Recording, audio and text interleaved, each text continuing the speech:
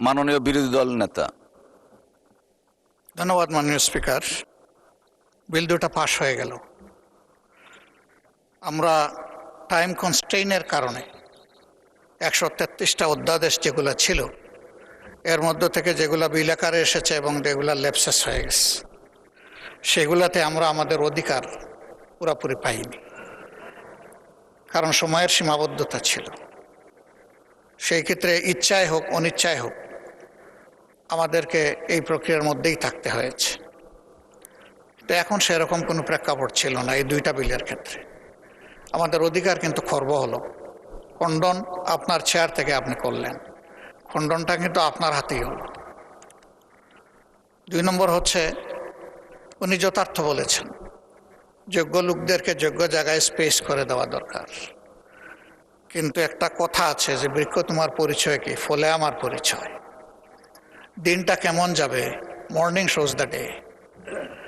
সরকারের 2 মাসে যে সমস্ত কার্যকলাপ বেসিক জায়গাগুলোতে হাত দেওয়া হয়েছে, প্রত্যেকটা জায়গায় জনগণের আকাঙ্ক্ষার বিপক্ষে চলে গেছে।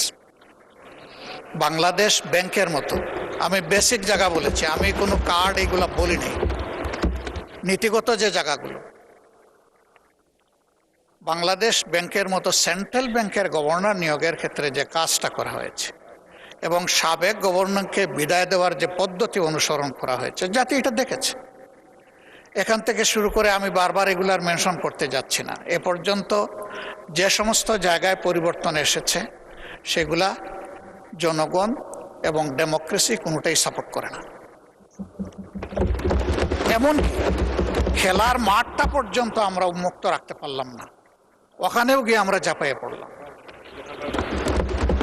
তাহলে যেটা মাননীয় মন্ত্রী বললেন যে যোগ্য লোকদেরকে যোগ্য জায়গায় না দিলে দেশ আগাবে কিভাবে, তো এইভাবে যদি যোগ্যতা সিলেকশন হয়, আমার প্রশ্ন, দেশ আগাবে কিভাবে?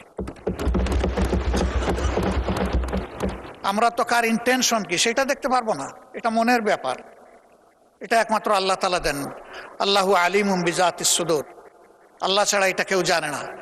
আমরা দেখব তার প্রকাশটা কি, বাস্তবায়নটা কি, কিভাবে এটা রিফ্লেক্ট করতেছে সমাজে। সেটা এই রিফ্লেকশনে আমরা শঙ্কিত যে এইভাবে সব কিছুকে পলিটিসাইজ করলে, ক্ষেত্র বিশেষে গোষ্ঠী পরিবার এগুলাকে প্রাধান্য দিয়ে আগাইলে এ দেশ তো আগাবে না। আমরা তো সবাই মিলে চাই যে দেশটা এগিয়ে যাক।